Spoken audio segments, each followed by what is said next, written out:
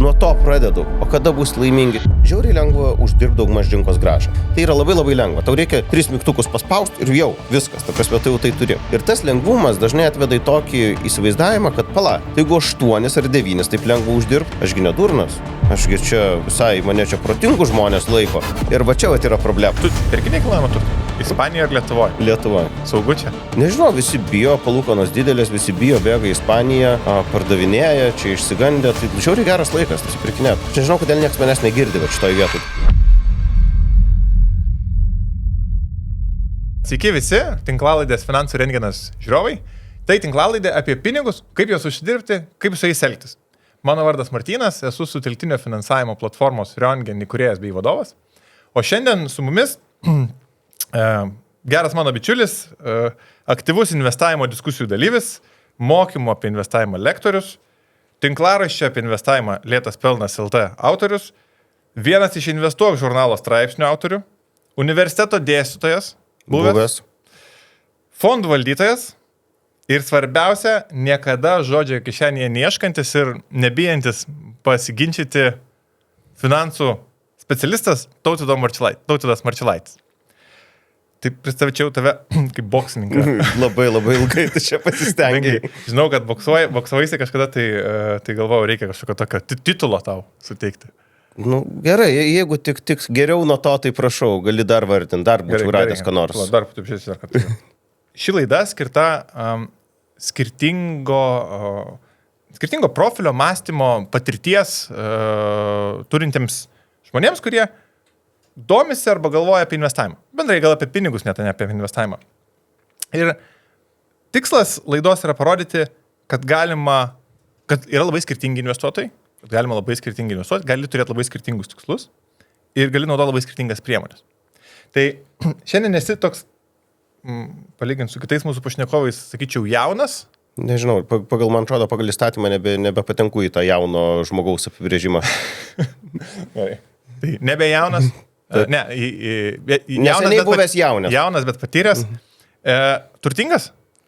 Apibrėžk. Nu, aš tik su klausimu tau, žinai, kaip tu jautiesi, turtingas ar neturtingas? Oi, koks aš turtingas emocijomis, geromis ir savo draugais. Gerai, tai jaunas, turtingas žmogus. Žiūrėk, aš turiu, tai aš jau turtingas. Gerai. Bet svarbiausia, žinai, gal visam šitam profesionalus investuotojas. Jau čia pagal įstatymą turbūt šitą atsitinki. Kaip aš asmeniškai nepriėmė šito statuso ir nenoriu jo priimti, nes su tuo ateina labai daugybė įsipareigojimų. Aš kaip fondo valdytojas esu profesionalus investuotojas, kaip institucinis. Kaip pats asmeniškai tikrai ne, aš šito statuso nei noriu, nei ketinu priimti ir turėti. Na, tai tarkim, jeigu tu ateitum investuoti pas mus, tai mes negalėtume tau suteikti profesionalus investuotojo statusą? Aš nenorėčiau, kad tu jį man suteikinėtum. Bet galėčiau. Aš tau neduočiau duomenų, pagal kuriuos tu galėtum.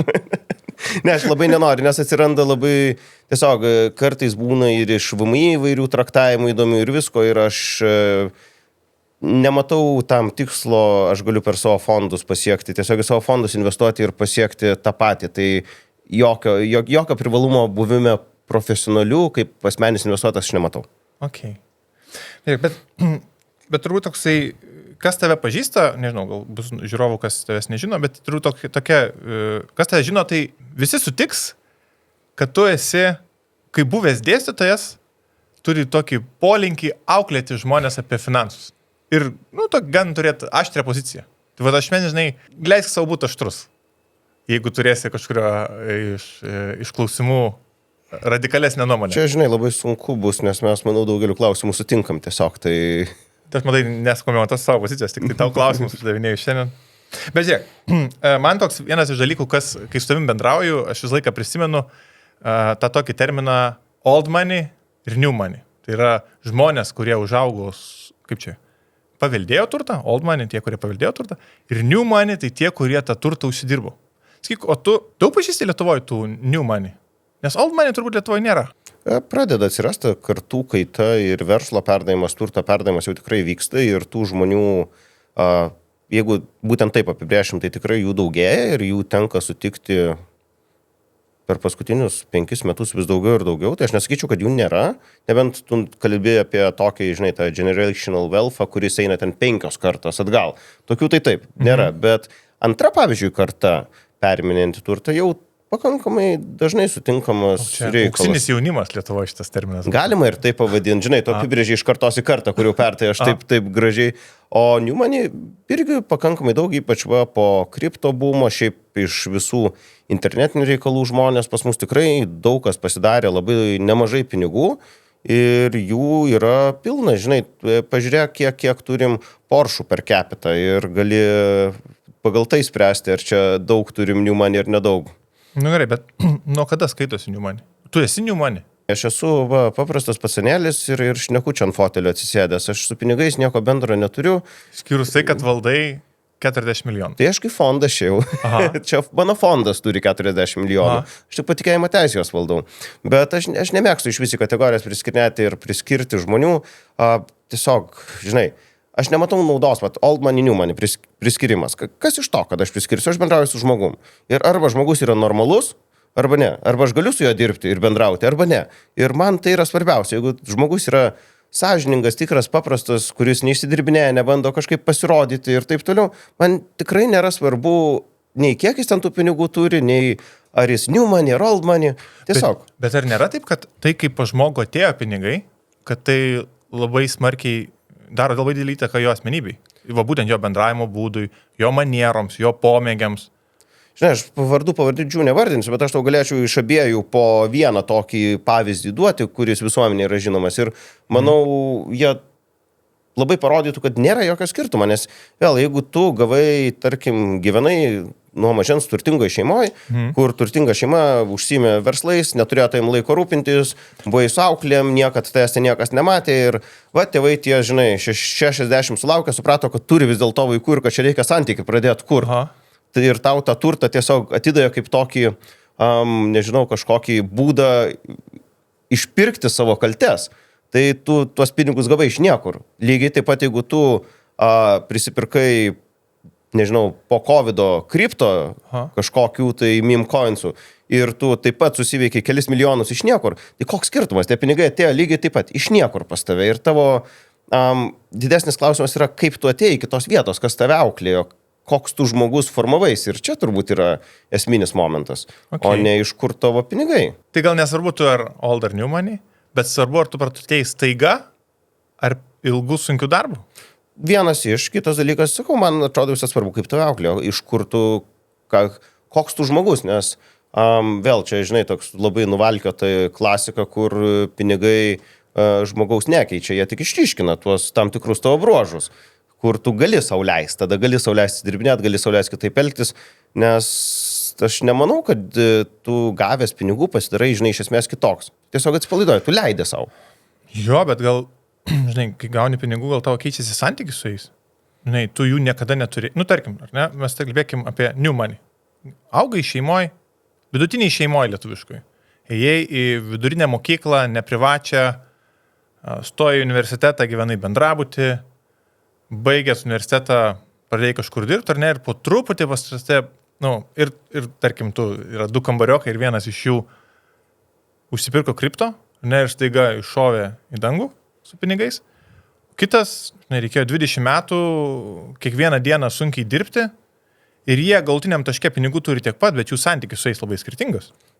Aš manau, labai priklauso nuo to, kaip šeimoje buvo elgtas pinigais. Jeigu pirmo šeimoje buvo rodomas pavyzdys, kur tu jimi viską į kreditą, perki visokias nesąmonės tam, kad kaimynam būtum gražus ir fainas, tai tada tu netgi 20 metų dirbęs, tavo vis tiek galvoj suksis tas, kad pirmą mašiną naglesnę nusipirksiu, čia gražiau apsirengsiu, dar kažkas, nes bus tie kompleksai iš vaikystės, kuriuos tau jau įdėjo labai giliai įskiepį ir tu nuo jų pradėsi ir tada bandysi juos išgyvendinti. O jeigu tu, kad ir staigiai praturtėsi, bet pas tave šeimoje visat bus įpratęs, kad niekam šiaip neįdomu, nei kaip ten rengės, nei kokią ten mašiną turi, nei ką, ir kad tu tiesiog turi būti geras žmogus ir kad su pinigais santykis yra toks, kad juos reikia atsakingai žiūrėti, net ir staigiai praturtės, aš nemanau, kad tu staiga apsiversi 180 ir pradėsi taškytis. Galbūt pirmą mėnesį, žinai, tiesiog, bet greitai grįši atgal, greitai normalizuosies. Čia vėl kaip su laimė yra, pavyzdžiui, visi tyrimai rodo, kad žinai, kada būni laimingiausias, kai kažką perki, prieš pat paspausdamas mygtuką pirkti. Nuo to prasideda viskas žemyn. Ir vidutiniškai per porą savaičių tu grįžti į savo įprastą laimės lygį, priklausomai nuo pirkinio dydžio. Tai aš manau, čia tas pats ir su tuo, nes viena yra, kad staigus pokytis, kuris tai išmuša trumpam iš vėžių, bet tu normalizuojas, tu grįžti ten, kur tau įprasta. Bet auklėjimas, bet aš turiu menį, tarkim, mes turim asmenį, kuris yra auklėtas, kad reikia, šiaip turbūt lietuviškas mentalas yra, kad reikia taupyti. Nežinau, aš labai esu matęs, žinok, įvairių pavyzdžių. Ne, pavyzdžių, tai aš matęs irgi įvairių. Tai bet turiu menį, kad šiaip toks, pavyzdžiui, aš kai augau, tai niekada nebuvo apie tai, žinai, kad reikia leasingų imti mašiną, reikia kažkaip pasirodyti visuomeniai. Ir aš manau, kad yra labai daug žmonių, netgi savo draugų rate, kur pažįstu darančius verslą, tiek tuos, kurie praturtėjo labai staiga, tiek tuos, kurie praturtėjo, žinai, pradėję 16, iš eBay'aus tradint, kažką nusipirkę tenais ir parduodami Lietuvoje. Ir dabar turi ten milijoninius verslus. Jie visi perėjo per tą santykį, kad jie neturėjo pinigų, jų atsirado. Ir ką su tais pinigais dabar daryti? Juos išleisti, taupyti, investuoti. Ką daryti? Ką leisti savo yra ok, o kur jau yra, žinai, neatsakingas išlaidavimas. Ta turiu, kad, kaip žmogaus tas santykis keičiasi su pinigais, kai jie atsiranda. Bet jeigu tu, žinai, kad jeigu tu vien supranti, kad tu turi kažką su jais daryti, jeigu tau jau kyla šitas klausimas, jau aš manau yra gerai. Nes jeigu automatų tiesiog atsiranda ir tada jie visi skrenda, va tada aš manau yra didesnė problema. Bet kaip tu sakai, normaliai auklėtas žmogus, jam įkris per daug pinigų ir jam bus iš karto trumpas jungimas, o kodėl čia tiek daug, ką man dabar su jais daryti? Taip. Žinai, bet tai yra labai normalus klausimas. Kaip žmogui, žinai, bet tas santykis, jisai juk neturėtų būti toksai, kad, įkrito, bet aš toliau gyvenu taip, kaip gyvenau. Turbūt taip neturėtų būti. Nežinau, kas tai daro laimingo.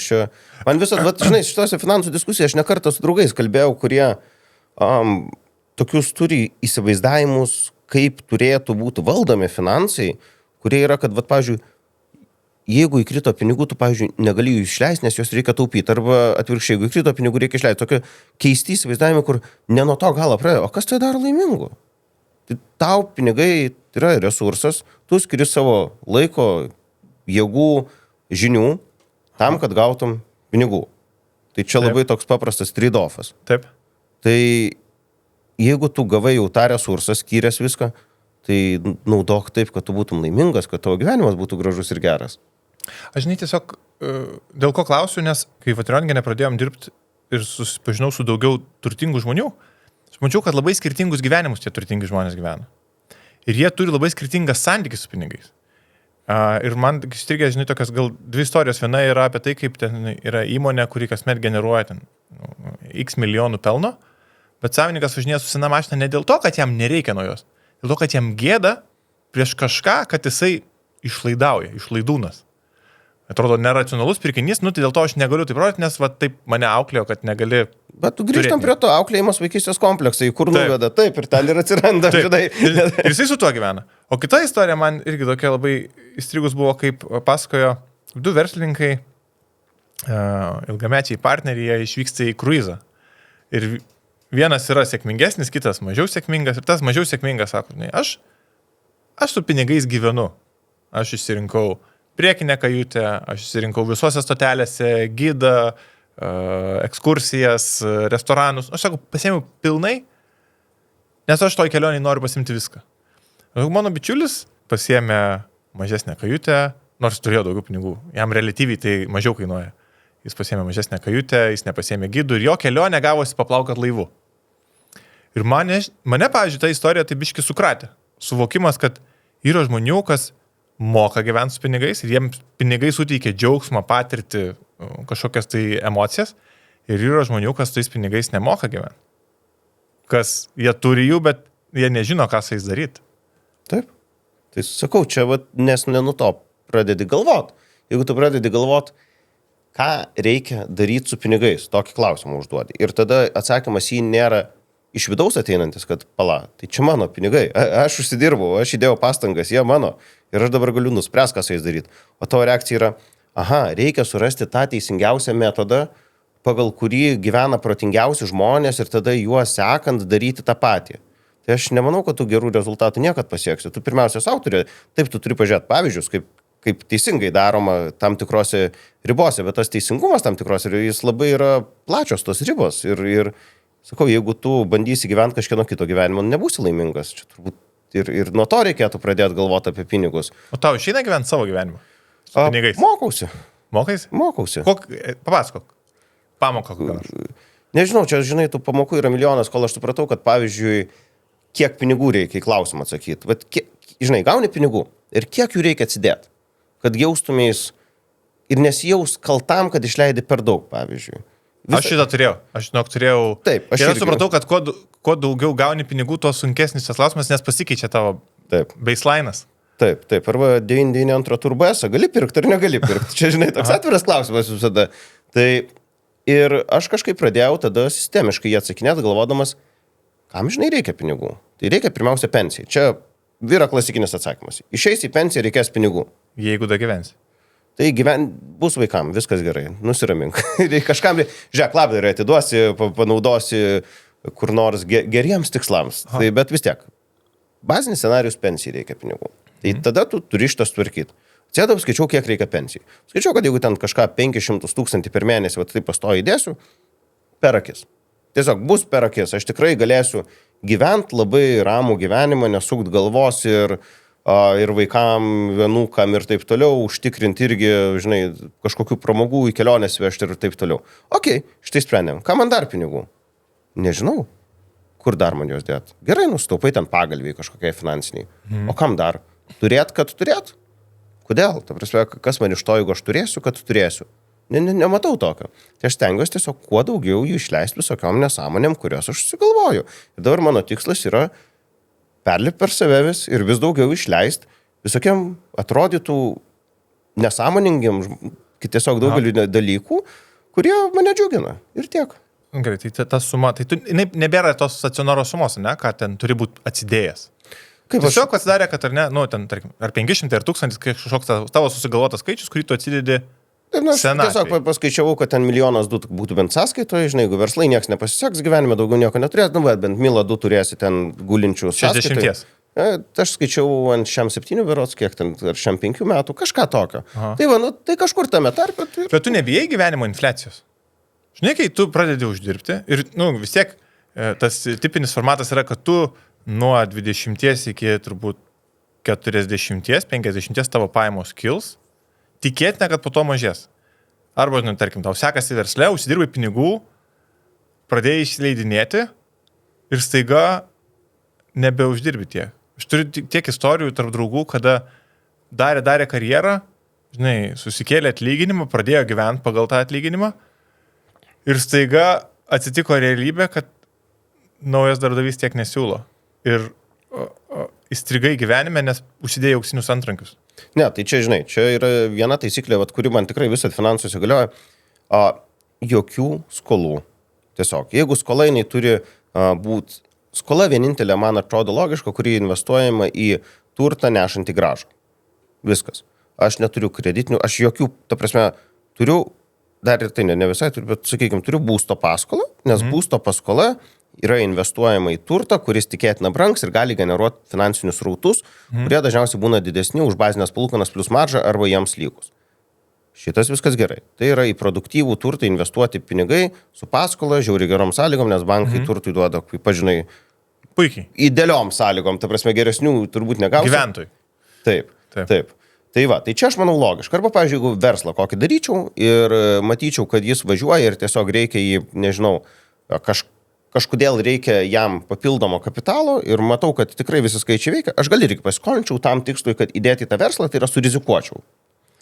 Tai aš matau kaip paskolas, kurios yra logiškos. Pirkt daiktus už paskolas, šiaip kreditą jiem, man tai atrodo tiesiog nesuprantama.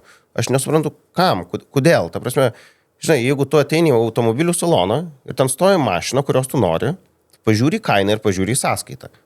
Jeigu tavo banko sąskaitoje nėra to skaičiaus, kuris ant kainos, tai reiškia, tu negali pirkti. Vat labai kažkaip paprastai man viskas, žinai, čia atrodo. Ir aš esu vieną kartą jėmęs paskolą automobiliui, dėl to, kad ir čia šautautas Lauriui iš Deals on Wheels, mes jos slažinom, kad jisai sakė, aš tau atnešiu tokias sąlygas mašinos paskolai, kad tu paimsi. Sakau, gerai, nuoširdžiai, jeigu atneši, paimsiu ir atnešiu. Ir pasimiau paskolą, bet tik palūkanos pradėjo kilti, iš karto užsidengiu ir pabaigiau šitą reikalą. Okay. Kodėl? Taigi tu galėtum uždirbti didesnę grąžą iš tų pinigų, pavyzdžiui, tam pačiam savo valdomam fondui. Galėčiau, bet žinai, čia irgi mano yra, Vėl, ne visos taisyklės turi būti pilnai racionalios ir logiškos, aš įsivaizduoju, nes jeigu tu visą gyvenimą pilnai racionaliai ir logiškai, tada aš manau praleisi daug gyvenime dalykų. Pavyzdžiui, man susimokėtų už tai, kad aš nesukčiau galvos apie tą paskolą, kiek ten palūkanos, kiek kažkas ir tiesiog ne tie pinigai. Mano automobilis nėra tiek brangus, kad, žinai, ten aš turėčiau 100,000 neštos paskolos. Tai aš tiesiog įmečiau, žinai, kiek aš ten 20-30 pinigų turėjau sumokėti už paskolą, 20, sakykime. Ir dabar, jeigu įskaičiuojam palūkanų skirtumą 5 procentų, tarkim, tai čia juokas, čia ta prasme yra... Bet žinai, yra tų hiperracionalių žmonių. Netgi turiu vieną bičiulį, kuris va taip ir skaičiuoja, galvo, aha, jeigu aš daugiau pasiskolinsiu ant to, tada aš investuosiu ten. Ja, ir tada po 18 metų 2 kavos galėsiu nusipirkti. O, ta prasme, tai, tiesiog reikia, aš labai stengiuosi taip žiūrėti ne tik, žinai, super logiškai per skaičius, bet ir paprastai, kaip aš labai mėgstu, kaip bulvės skaičiuoti, jeigu aš taupysiu tą kažkiek 100 eurų per metus už paskolą, ar aš galėsiu kažką, ko aš dabar savo neleidžiu? Ne, nieko nekeičia, realiai, ta prasme, nieko nekeičia tavo gyvenime, tas skaičius yra apie nieką. Ir ar aš dabar noriu ten dylinti su banku, mokėti kažkokius dalykus, ten kažką aiškintis, ką man to reikia? Tiesiog atiduodi, atsikabina nuo tavęs, niekam nieko neskolingas, o jeigu kažkas nutiks, jeigu kažkokia trauma, žinai, bet kas, ta rizika lieka, tu riziką prisimi. Ir už tą riziką tu nesikompensuojamas. Manęs tie keli šimtai skirtumas tarp palūko, jis nekompensuoja visų rizikų ir šiaip mano tiesiog ramesnio miego. Tai komfortas, tu perki komfortą, už pinigus tu perki komfortą. Kas tau yra komfortas? Kurį gali nusipirkti? Tiesiog, aš manau, kaip ir daugelį žmonių skirtingom formom išreikšta tokia laisvė, kur jinai labai plačia prasme, sakykime. Esi už pinigus nusipirkęs ne komfortą, diskomfortą? Taip, tikrai taip. Viena pirmų mašinų buvo, bet už pinigus žiaurus.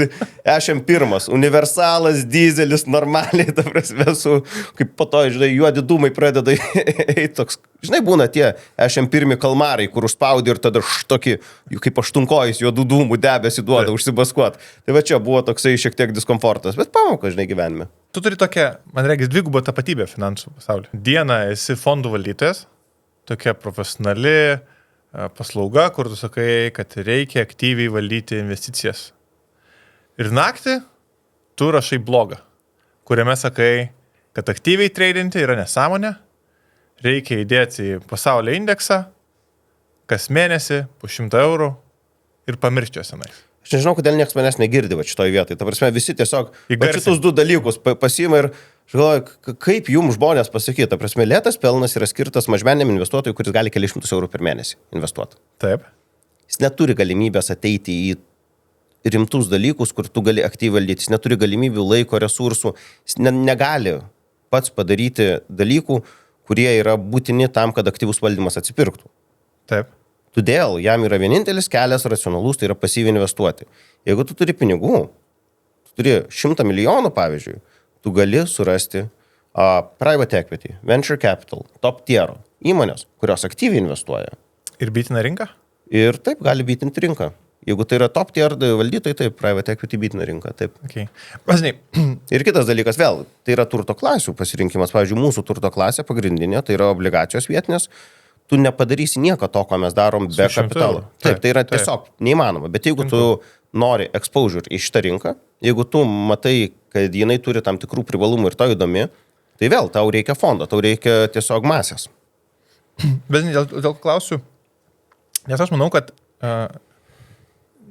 tie 2 vaidmenys, Tautvydas Marčiulaitis ir Batmanas, jie duoda tau tokią labai unikalią patirtį, nes tu bendrauji su 2 labai skirtingų tipų investuotojais. Šiaip manau, kad niekas to neturi. Arba yra finansų konsultantai, kas dirba su retailu, arba yra tie, kas high net worth, ten didžiaisiais investuotojai dirba. Niekas nedirba su ir tais. Gal tu gali pasidalinti, o kuo tos strategijos skiriasi? Kodėl? Žinai, tipinis mažmenis investuotojas turi darbą, turi hobių, turi šeimą, turi šunį, turi kepsninę. Ir jis turi gyvenimą. Ir dabar jam skirti gyvenimą laiko. Ir vėl čia, žinai, grįžtam atgal, ką aš visada sakau. Gerai, tu dedi, tarkim, po 500 eurų per mėnesį. Jeigu tu uždirbsi 2% daugiau negu rinka, per 30 metų, susikaup, bet 2% per metus consistently uždirbinė daugiau nei rinka, abu suprantam, kad čia nėra lengvas dalykas. Taip. ir kiek tu laiko tam turėsi skirti. Vat, tarkim, per 10 metų tu, žinai, uždirbtum ten keliasdešimt turbūt tūkstančių. Aš dabar džiazuoju, reiktų įsijungti kalkuliatorių, bet keliasdešimt tūkstančių per 10 metų. Per metus po kelis tūkstančius. Ar tai yra verta, kad tu kiekvieną dieną po 4 valandas sėdėtum? Tai gal tiesiog naują hobį susiras, kuris tau šiek tiek gražos duotų ir tau tada nereiks vargti prie ekrano ir užsimti dalykais, kuriais nereikia užsimti. Nes tie gražos skirtumai yra nepakankamai dideli, kad vidutinis mažmenis investuotojas, naudodamas net labai geras aktyvios prekybos strategijas, gautų pakankamą gražą įvertinus jo laiko sąnaudas. Čia yra viena dalis. Kita dalis, kad nereikia. Jeigu tu esi daktaras, neturėk 3 profesijų. Spekuliavimas, aktyvus investavimas yra labai paprastas verslas, bet tą verslą daro Maxima, perka pieną pigiau, parduoda brangiau. Tai yra tas pats spekuliavimas iš esmės. Bet tai yra verslas. Tai nėra, kad Maximos vadovybė ateina po savo day jobo vakare ir prisėda 2 valandom paprekiauti pienų. Ne, tai yra visa struktūra, strategija ir taip toliau. Tai lygiai tas pasirinkose. Jeigu tu prisėsi po darbo valandai, rezultato nebus. Bet aš teisingai girdžiu, kad ką sakai, jog tiek retailo, tiek smulkusis, tiek stambus investuotojas iš esmės investavime neturėtų tikėtis uždirbti didesnių pinigų, nei jis uždirba tame, ką daro kasdien. Taip. Tai vienintelis, ką duoda investavimas, tai yra, kad per laiką tu kaupi kapitalą, kuris pats po to save kaupia. Tai yra ta verslo dalis, nes investavimas suteikia mažmenai ateiti galimybę į verslą per kitą pusę ir lėtai pasiekti verslo rezultatų. Tai čia yra vienintelis toksai esminis skirtumas nuo to, ką tu darbe, bet tai paėmus, aš manau, kad taip, ta prasme, tu ypač trumpai, tu per 30 metų gali tikėtis kažko, tai kai jau tavo kapitalas uždirbinės kapitalą, kuris uždirbinės kapitalą. Tada taip, tada įsijungia tas, bet pirmus 10 metų, aš manau, nerealistiška tikėtis uždirbti iš investavimo daugiau negu iš samdomo darbo. Tai žiūrovas, kaip čia, turėtų galvoti, kad jeigu jis nori sukaupti tos 2 milijonus pensijai, šiam 7 išėjęs, arba biškinkščiau, tai jisai turėtų dirbti darbą, ten užsidirbti pinigus ir tik tai tuos pinigus, kaip čia, padėti, kad jie, kad jie nenuvertėtų, jie ramiai savo dirbtų. Taip. Okay. Labai paprasta, čia, nežinau, labai sudėtingai žmonės žiūri tą investavimą dažnai, bet ir šiaip, žinai, su investavimu aš tokia neseniai problemą pagalvojau, kad galbūt tai yra, kad žiauriai lengva uždirbti daug maž rinkos grąžą. Plius minus procentą, žinai, pamokesčių ten fondų visokius ir taip toliau. Tai yra labai labai lengva. Tau reikia 3 mygtukus paspausti ir jau viskas, ta prasme, tai jau tai turi.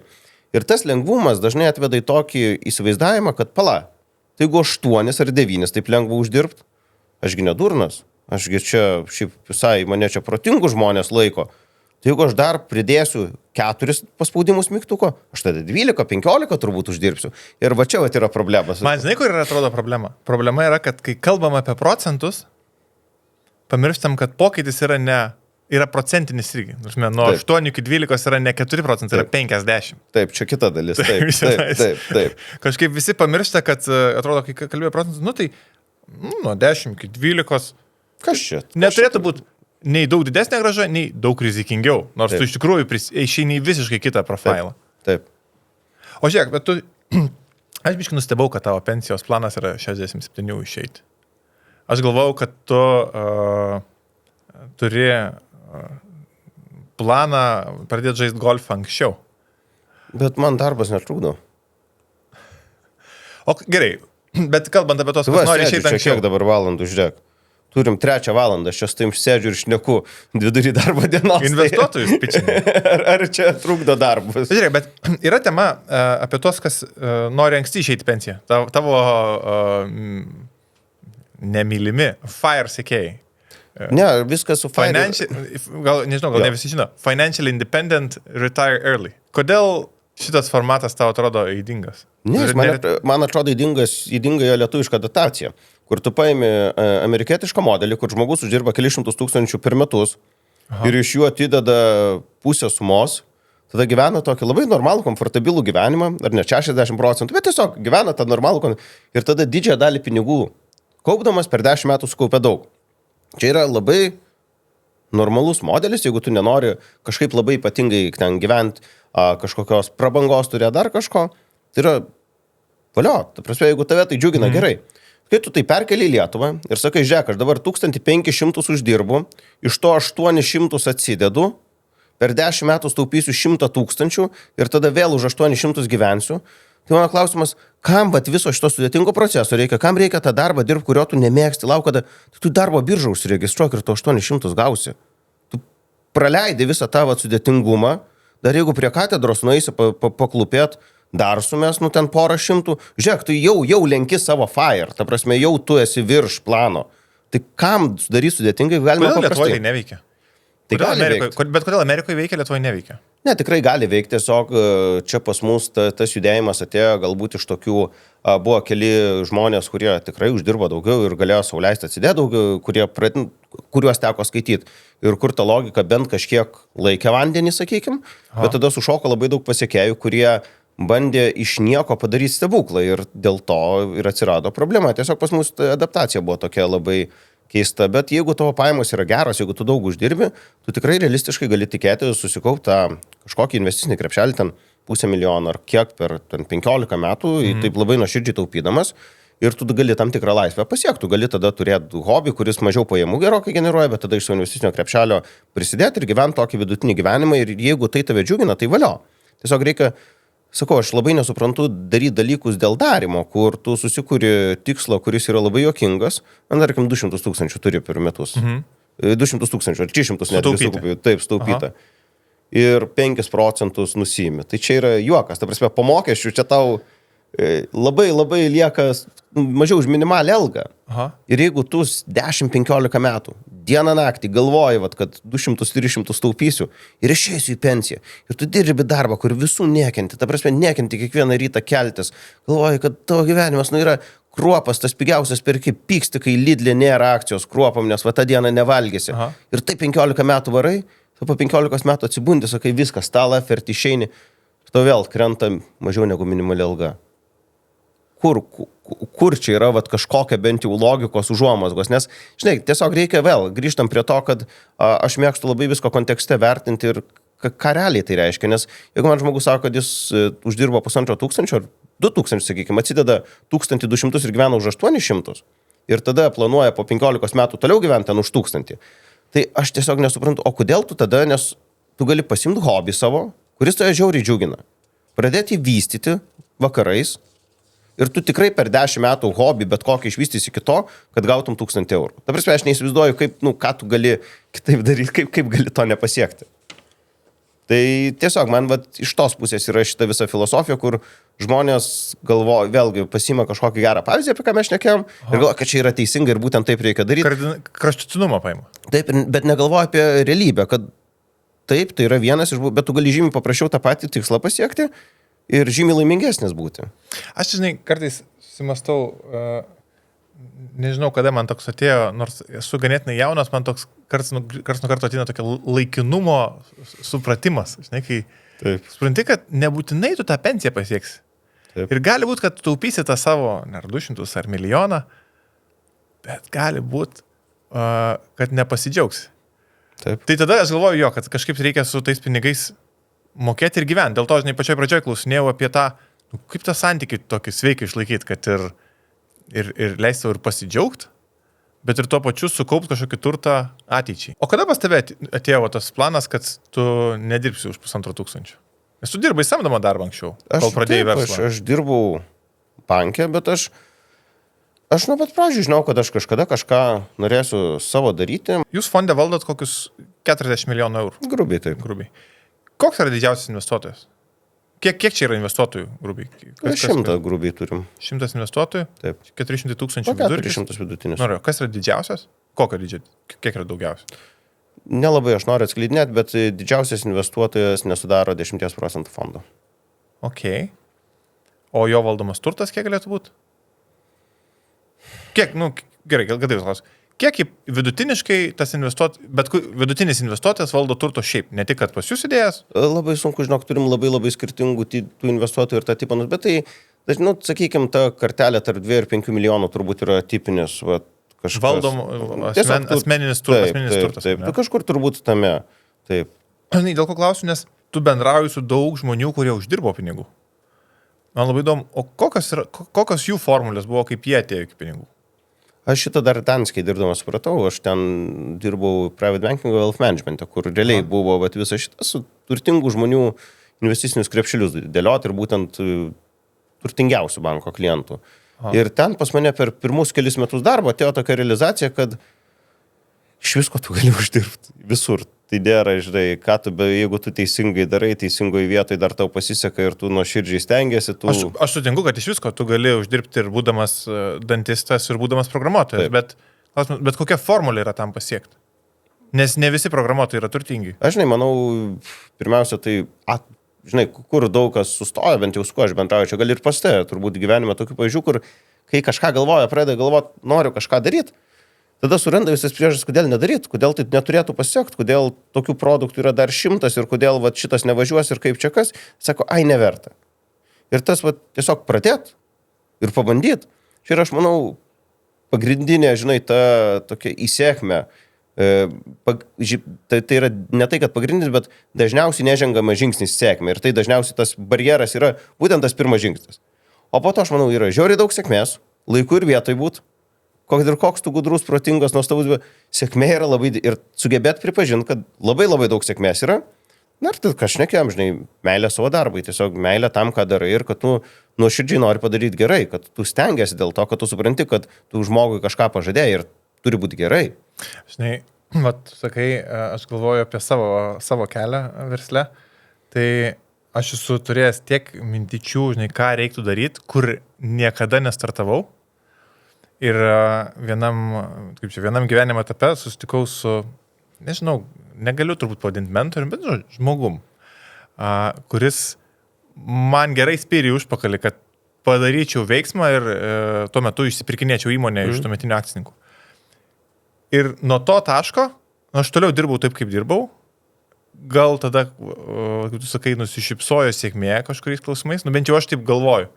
Man labai strigo žmona, čia praeitą savaitę sako, žinai, tavo kelionė versle yra nuoširdaus darbo ir sėkmės pavyzdys. Nes tikrai labai dirbai, bet akivaizdu, kad vietomis ir pasisekė. Su kažkuo susipažinai, kažkas užtarė, kažkur tiesiog kortos sukrito. Bet tavo kelionį.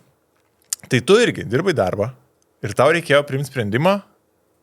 Ne tai, kad man reikėjo fondą. Nes fondų yra sočiai. Ne, matai, šiaip pirmiausia pradėk nuo to, kad Estijoje Danskiai plovė pinigus gerai ir Danskė sakė, kad užsidarom. Tai žinai, čia... Tai tu iš to praturtėjai? Tai taip, realiai taip, iš estų pinigų plovimo dabar gyvenu gerai. Bet jo, tai Danskė pasakė, kad išeidavo iš Baltijos šalių, reikėjo kažką veikti, mes su kolegom susėdom ir sakom, pabandom kažką savo. Bet iš kur radai drąsos? O kokios čia drąsos, žinai? Žiūrėk, man, kiek buvo čia, 25-6 metai, ką aš turėjau prarasti? Koks skirtumas, kur jeigu nepasiseks, kas pada gyvenime, to keisis. Aš jam pirmą reikės parduoti, nieko neprarandi, to absoliučiai, vienodai viskas yra. Ir reikia tą suprasti, būsto paskola dar tada kabėjo, būtų, bet irgi supratau, tai ten, žinai, neatsimenu kiek ten, 2 eurų gal mokėjau. Tai, jeigu jau 2 nesusiveiksiu per mėnesį, jau kažkas, žinai, kažkurioje vietoje, tada gal ir gerai, tada grįžkit gal, žinai, į samdomą, nes, negabus esi. Bet nėra ką prarasti. Ir čia irgi labai daug kas kažkaip užstringa už to, kur, o jeigu nepavyks, kas tada? Niekas nesikeičia realiai. Aš žinok, prieš metus sėdėjau su draugais ir pusbroliu, aš beveik lentpjūvę atidariau Kuršėnų rajone. Nes aš užsinorėjau žemiško biznio. Tiesiog, man nusibodo tie finansais, kai aš galvoju, noriu žemiško biznio. Aš su Invega pašnekėjau. Aš ta prasme, aš su didžiausiais mūsų šitais NT vystytojais buvau susėdę šnekėt, kad jiem lentas tieksiu.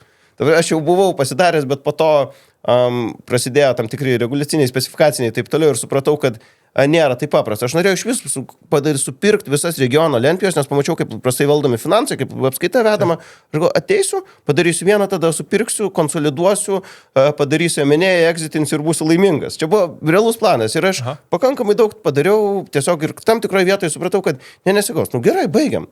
Aš taip, aš prieš mėnesį čia atsidėjau pas tą patį Laurį, Deals and Wheels, pristatinėjau jam idėją, sako, viskas gerai, žiauriai, ta prasme, gerai idėja, šito kaip reiktų. Bet pas mus viena įmonė atėjo, tokia didelė, kol kas neminė, Ir sako, jie prieš 2 savaitės buvo tą pačią idėją, tai sako, gali bandyti, bet ne. Okei, tai nesigauna, gerai, uždarom. Sėdam tada kitą galvojam. Ir taip nuolat viskas sukasi. Ir koks priežasčių, kad kažkas jau daro, tai... Kartais taip. Visą laiką ta priežastis yra. Kartais taip, bet žinau, kartais šiuo atveju buvo labai gerai, kad perspėjo. Jo, kad geriau net nereikia, tas būtų. Bet va, tu eini ir darai, tu nieko neprarandi. Aš žinau, kažkada apie tą eini ir darai, irgi taip, čia samprotavau, kad žinai, ta statistika yra apie tai, kad Lietuvoje, man reikia, vidutinis namų ūkis turi santaupų 2 mėnesiams. Kažkas tokio, kad Lietuvos bankas vis daro. Labai kuklius skaičius. Ne. Ir aš galvojau, tai vis tiek, tai yra vidutinis rinkėjas, kurį valstybė gelbės. Jeigu globaliai žmonės neturės lėšų ten 2-3 mėnesius išlaikyti, kažkas įsikiš, kad padėt. Covidas buvo geras pavyzdys. Tai pasipsudijuojam, tai pafinansuojam, kažkaip ištempė visus aukštyn. Ir tada galvojau apie tai, kad, tai tada aš visą laiką turėjau samdomo darbą, galėjau ganėtinai lengvai gauti, tai gerai, gal su didesniu atlyginimu sunkiau gauti, ar ten įdomią poziciją, bet jau kažkur, bent kažką labai primityvaus, toj pačioj tavo lentpjūviai pjaut lentas, ar pavairuot sunkvežimį, tugi galėčiau. Nežinau, ar šitus atiduočiau, gal kur nors ten... Pastovėt, žinai, paskaičiuot lentas, šiaip pagal išslavinimą, žinok, skaičiuotum lentą, šitas geriau gautus. Žinai, kad ganėtinai lengvai gali grįžti tą darbo rinką. Taip, iki tam tikro amžiaus ir su patirtim, ir ypač aš manau, kad netgi su nepasekusia verslo patirtim tu žymiai labiau būsi laukiamas, nes tu turėsi ką papasakot, tu turėsi kontekstinės patirties, kuri bus svarbi. Tai žinok, aš galvoju, kad mes gal kartus įsivaizduojam, kad viskas, kad pasiekmes bus daug didesnės pabandymo, nei jos iš tikrųjų yra. Atrodo, nebūsiu darbo rinkoj. Žinai, 20 metų nebuvai, kol mokės mokyklai, tai ką tu dabar pergyveni? Visiškai teisingai. O tu užsiminėjai, kad vienintelis būdas, kaip skolinės, kam skolintis, yra, jeigu pirktum aktyvus, kurie uždirba pelną. Tai, suprask, užsiminėjai nekilnojamo turto. Taip. Tu perki nekilnojamo turto? Taip, dabar vakar pas notarą buvau, tai pirku jau. Ispanijoje ar Lietuvoje? Lietuvoje. Taip. Saugu čia? Nežinau, visi bijo, palūkanos didelės, visi bijo, bėga į Ispaniją, pardavinėja, čia išsigandė, tai žiauriai geras laikas, ta prasme, apsipirkinėt. Aš irgi nusipirkau butą. Taip, klasika, tai visi bijo ir bankai tokias maržas išrašinėja. Ir žinai, čia vėl su draugais, ir aš gavęs tą klausimą, tai tau nebaisu dabar, taigi čia, tai žinai, taip žiūriu, yra 2 scenarijai, arba bus karas, bet jeigu bus karas, tai čia, ta prasme, turim visai kito masto, čia tiesiog turim visai kitaip. Ir to karo tikimybę aš laikau pakankamai nedidelę. Aš laikau, kad tai yra realu, bet tai yra tail eventas tam tikrą prasme. Ir žinai, kas yra? Jeigu įvyksta šitas tail eventas, tas karas vyksta čia per visą regioną, per visą žemyną. Ne Vilniaus apskritai. Jo, ir tau čia tada, nelabai kažkas... Ir vokiečių brigada, kuri čia stovės, jie sakė, tave iš Vokietijos tave atsiūs čia naisins, kai žiūrėk, jeigu tu nori, kad mes būtume šitam pasienį, tai ir tu būk malonus. Taip, tai žinai, tai tas ir ta tikimybė yra mažai ir kas tai reiškia, kad mano riskas yra ten, žinai, kažkiek 100 000 už vatą objektą, kur nusipirksiu. Sakykim, tarkim, ta prasme karas ir čia tik pas mus lokalizuotas kažkokiu būdu, ar čia kažkas nutinka ir aš galiu pabėgti. Vat paimkim tą scenarių, kur visi įsivaizduoja į Ispaniją, žinai. Ką aš prarandu? Aš prarandu kelius 100 000 eurų. Kažkiek ten, kiek besigautų, žinai. Gaila. Ar aš juos atidirbsiu? Atidirbsiu. Tai kokios čia problemos? Kam apsisunkinti? Tai jeigu bus kažkas ir tu tam priskiri mažą tikimybę, ir tada didžiausia yra labai didelė tikė, kad viskas bus gerai ir atvažiuos vokiečių brigada ir tiesiog Ukraina laimės ir mes tada viskas bus čia gerai ir čia Rheinmetaliai visokių pristatys, čia bus fabrikų. Darbo vietų. Darbo vieta, taip, ta prasme, čia užsisuks, toliau auksim. Tai aš tuos pačius 100 kaip nieko uždirbsiu per 10 metų. Tikrai. Tai mano tikimybė, kad aš uždirbsiu, nežinau, ten 300 000, sakykim, ir kad prarasiu juos.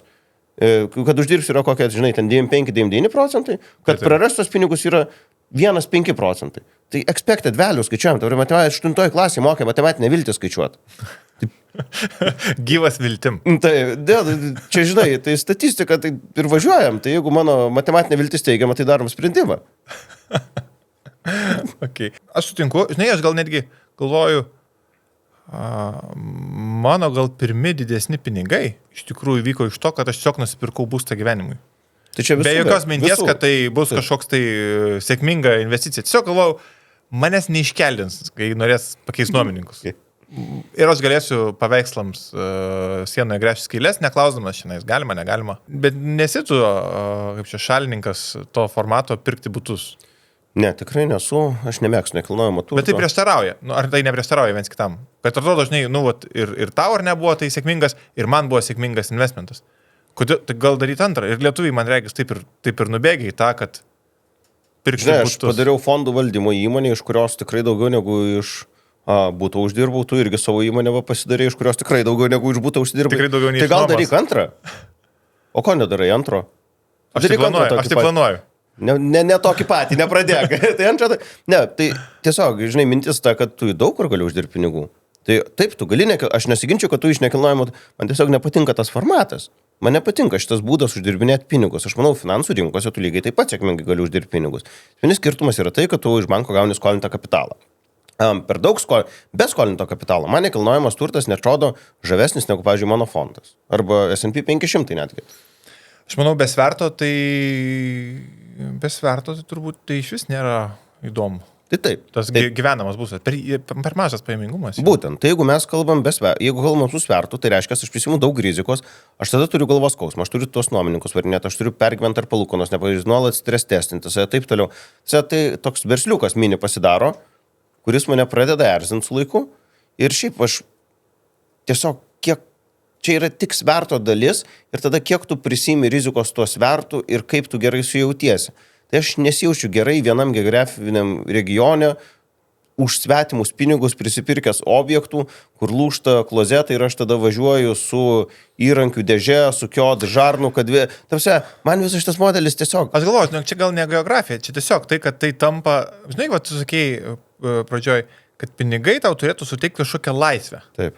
Ir man, kai galvoju apie skirtingas investicijas, pavyzdžiui, netreidinu, nes man treidinimas sukuria stresą.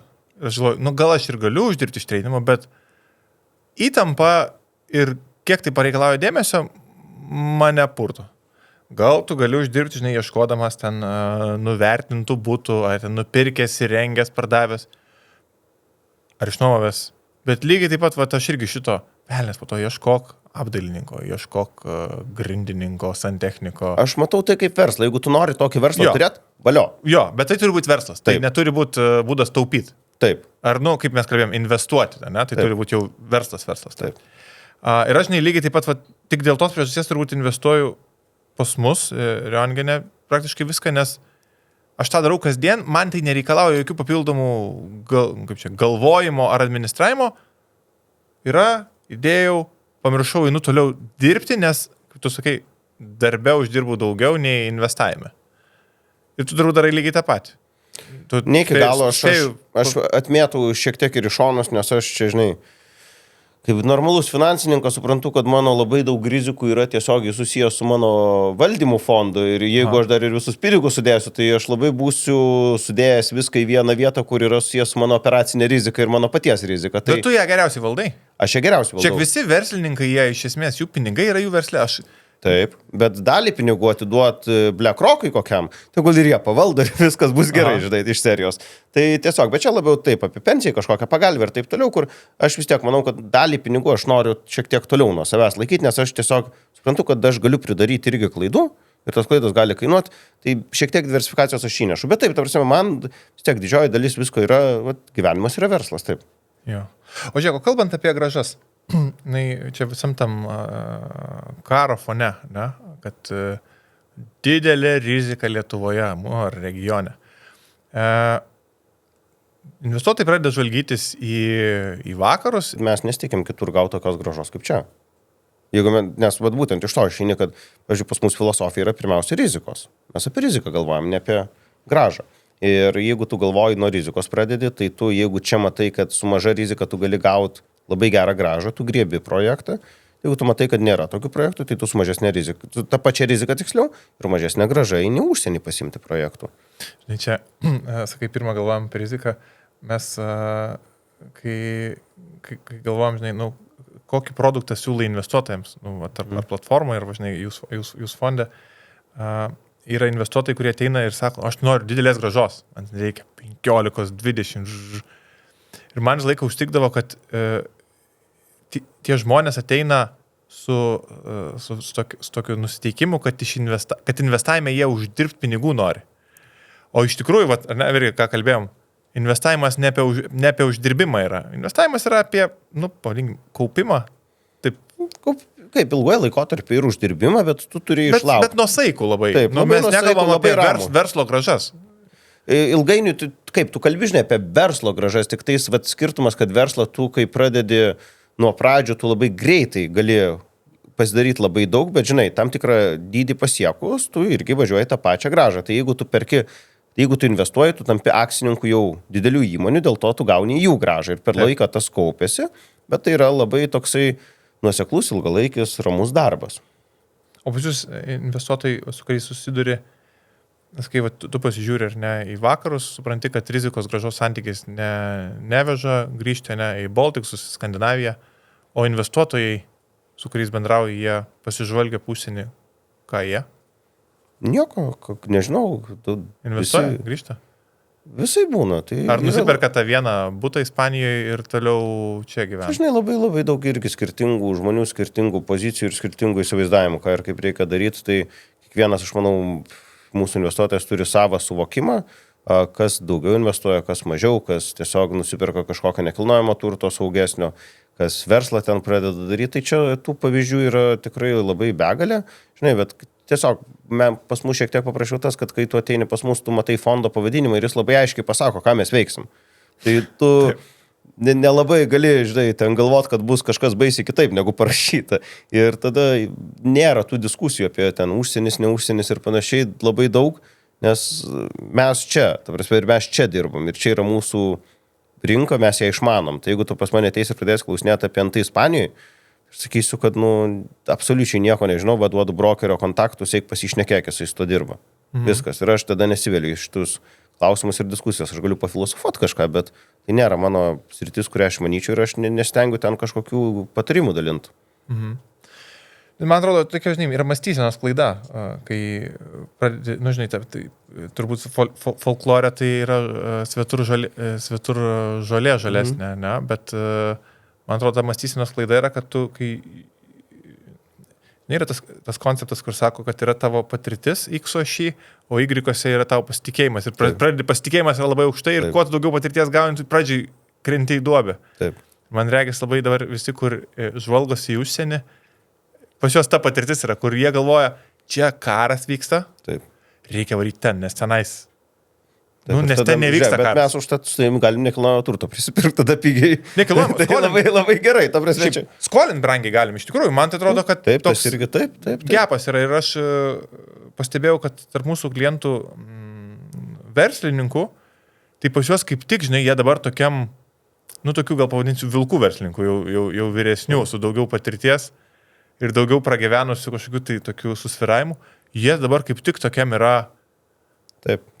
Einam pirkt. Taip, jau kokius nuo pat pradžios čia jautės tie, kurie yra jau tikrai patyrę, sako, ne, dabar čia, ne kitur, dabar kaip tik čia ieškom. Tai taip. Žinai, man labiau šitie visi, žinai, išgyvėjo, bet man labiau gaila, aš dabar, žinai, pradėjom kalbėti apie šitą, žinai, patirtis ir žinios, aš taip pagalvojau, kiek bus daug žmonių, kurie iš savo algų bus prisipirkę kur nors, žinai, 6 valandos nuo Alicantės oro uosto, kaime būtą, kuris pastatytas iš gipskartonio ir ten su NT mokesčiais ir visais reikalais.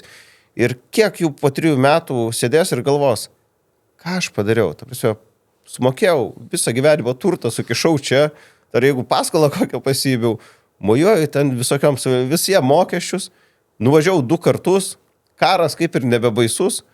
Ir dabar niekam nereikia, ta prasme, niekam to butuko nereikia, nes yra dar 3 milijonai tokių būtų. Bet man atrodo, šita realizacija bus labai liūdna ir baisi.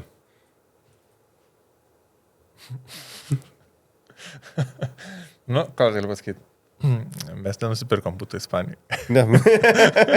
Ja, aš jeigu pirkčiau būtų, aš jau kaip tik savaitgalį su draugu kalbėjom, kad Liuksemburgas, kažkur Šveicarija ar panašiai, kur tu perki daiktą su labai aiškiai išliekamąją vertę, kuris tiesiog yra kaip tavo indėlis tam tikrą prasme. Tokį nekilnojamą turtą aš suprantu, kuris tarnauja keletui tikslų ir tu tokį indėlį pasidedi. Aš toks iš tavo Facebooko pasisakymų, man yra tokia irgi kolizija. Vienoje vietoje tu toks esi šiaip kapitalistas ir sakai, kad mokesčių nereiktų taikyti, visi turėtų veikti tokioje laisvesnėje rinkoje, ypatingai bankų mokesčių. Bet tuo pat esi pasisakai visą laiką už tai, kad turėtų būti privalomas pensijos kaupimas. Kodėl? Nes antras tai yra socializmas.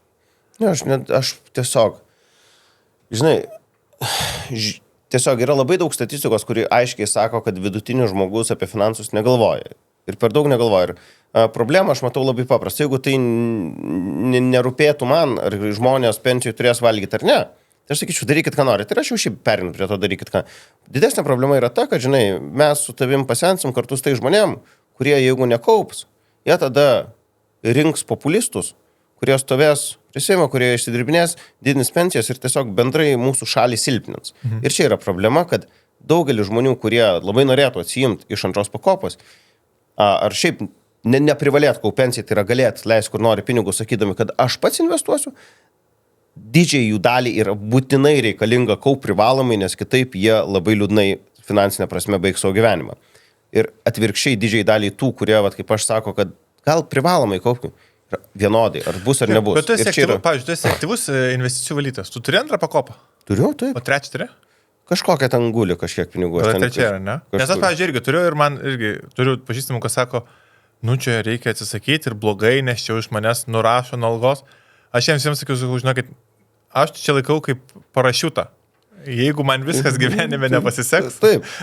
Tai bent šitam iš manęs...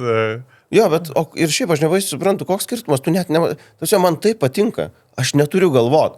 Nurašo, pasiima, perveda, įdeda, sutvarko. Pasaka, daugiau, ta prasme, tik man nieko nereikia daryti. Priverstinis investavimas. Taip. Tu esi dalinęsis irgi tam pačiam Facebook'e kažkada, kad memų tokio, kad nesijokite žmonių, kurie tiki kalėdų seneliu, nes dar yra žmonių, kurie tikisi, kad gali uždirbti iš aktyvaus tradinimo. Bet tu esi aktyvus traderis. Tu uždirbi? Taip. Kaip tu uždirbi virš rinkos, būdamas aktyvus traderis? Žinai, pirma tas, kaip uždirbu virš rinkos, pas mane, jeigu parodyt mano šitą kreivę, kaip atrodo per paskutinius, pavyzdžiui, ten 3-4 metus, tai minus 50 plus 100. Ir tai yra, kai tu prisimė atitinkamą riziką, tu gali uždirbti daugiau. Čia apie akcijas tu kalbėjai, ne? Taip. Jeigu kalbam apie obligacijas, mes institucinis investuotojas, mes turim tokias sąlygas ir tokias galimybės, kurių joks mažmeninis neturi. Kaip tu dabar keliavai? Štai mano tas karjeros kelias, kiek čia? 10 nepilni metų, tai gal reiktų kažkiek pakeliauti jo, kad kažką galėčiau, nes labai, jis labai trumpas ir jis labai toksai aiškus, konkretus, aš nežinočiau, ką keisti, nes viskas per mažai trūko, kad aš galėčiau pasakyti, jeigu šitą pakeiščiau, būtų kažkas kitaip. Porą metų, žinai, banke, tada porą metų pradžioje verslo, tada, tai jo, iki 10 metų mano, žinai, tas karjeros kelias, tai dėl to man yra sunku kažką sakyti, kad keiščiau, nes tiesiog per mažai buvo dalykų, kurie nutiko, ką aš galėčiau pakeisti. Tu nieko nekeistum? Kaip uždirbtum daugiau pinigų? Bitcoiną prisipirkčiau 20. Žinotum, kas kils, ne? Bet jeigu nežinotum to, kaip vis tiek kažkokį tai reikia išsinešti klausytojui tipsą, kaip uždirbtos pinigus? Bitcoiną prisipirk 20. 20. Taip. Gerai. O 23? 24? 23 būčiau dar. Nevidėri. 23 nevidėri. Nusipirkti reikia ir 23, jeigu taip. Ne, 23 nevidėri reikia pirkti. O 24? Nežinau, žinai, čia... Aš šiaip gal jeigu yra klausimas, kaip užsidirbti pinigų 24 metais, tai gal reikėtų pirmą pasimti knygą, atsisėsti į hamaką ir pagalvoti, kad gal ne tik apie pinigų uždirbimą reiktų pagalvoti, gal šiaip kaip būti laimingam 24 metais, bet šitą klausimą atsisakykit. Ir tada kažkaip su pinigais, manau, viskas bus gerai. Nes jeigu tu nuolat kelsi klausimą, žinai, kaip pinigų uždirbti, man atrodo, nieko tu jų per daug ir neuždirbsi, nes, žinai, kai čia tas pasakymas, kad nematai miško per medžius. Tai va čia aš manau, kai tu per daug fokusuoji į tą tikslą, tada tu pamiršti viską aplinkui ir tada visas galimybės praleidai. Jeigu tu pradėsi galvoti, kaip būti laimingu, tai gal tu pagalvosi, kad tau ne paskolas įmonėm, kurios ten verslo centrų statų reikia išdavinėti.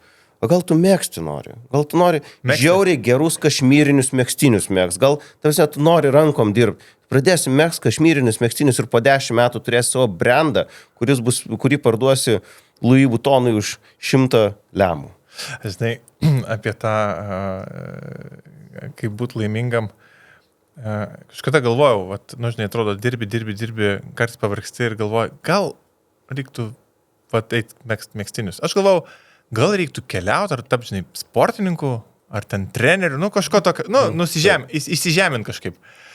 Ir tada pagalvojau apie draugus, kurie atsisakė savo profesinės veiklos, kuriems patiko, kuriems buvo ten visai gerai sekėsi, nuėjo kažkaip įsižeminti ir ten kokį 3 mėnesį suprato, kad ten nėra tos laimės. Ta laimė yra tame, ką jie daro, jiems ten gerai sekasi, jo, yra rūpesčių, kaip tu sakai, ne, yra to, ir savaitgalį skambina, ir vakare skambina, ir laiškus turi atrašinėti, ir rūpinės svetimais rūpesčiais. Bet va, čia yra tai, ką šiandien darau, turbūt yra tai, ką reiktų daryti. Ir tada visi grįžta atgal į kasdieną, nusiraminę, įsižeminę, kad va čia viskas liuks. Ir toliau dirba tai, ką dirba. Tai čia labai gerai, žinai. Kaip išspręsti tą problemą, kai tu dirbi kažką, ką dirbi ir tada pradeda šiek tiek norėti įsižeminti, suras kokią nors neįprastą veiklą savo ir aš manau, kad tada biškai išsimuš ir tada grįžęs atgal į tą savo įprastą kasdienybę, suprasi, kad viskas yra gerai. Turėjau dar klausimų apie investavimą, bet manau, kad jeigu karpysim, tai krypsim šitoj vietoj, nes labai gera pabaiga. Podcast'e apie pinigus pabaigta, bet tai, kad tiesiog reikia susirasti, kaip būti laimingam. Taip, bet čia esmė, sakau, aš kur dažniausiai konsultuodamas draugus, pažįstamus apie tai, ką jam daryti su pinigais, kas dažnai nutinka, aš nuo to pradedu. O kada bus laimingi, tikrai esu gal, nežinau, kiek pavyzdžių girdėjęs, kur turi kažkokį nekilnojamą turtą istoriškai, paliko kažkas. Ir tada nusipirko savo su paskola ir vargsta tą vargelį. Paskola sako, čia daug, čia neateina įsidėti, čia negalim to, bet tai būtas ten stovi, kur nuomojat už 4-500 per mėnesį, čia jums matematika veikia. Ne, bet tai čia turtas, tai čia reikia išlaikyti, čia gyvertė, čia. Sakau, bet tu šiaip dabar tai negyveni, ta prasme, tu dabar mane čia kvieties, kad aš tai psichologinės konsultacijas pradėčiau teikti apie gyvenimą, tai parduodi tą, pasitengi paskolą, gyveni, valio. Bet tai kaip aš čia prarasiu? Tai kai važiuoji tokį, tada ir būna problemos. Tai pirmiausia dėl to ir grįžta, bet ten ties, kuo ir pabaigsim podcastą, supras, kaip tu laimingas būsi. Gyvenk savo, ne pinigam. Gyvenk savo, ne pinigam. Ačiū klausėms. Jeigu turit klausimų, tai galite rašyti komentarus. Nežinau, arba aš, arba Tautvydas, arba kažkas iš mūsų kolegų galės ir atsakyti juos. O jeigu patinka turinys, tai užsiprenumeruokite ir iki sekančių pasikalbėjimų. Ačiū Tautvydai. Ačiū tau.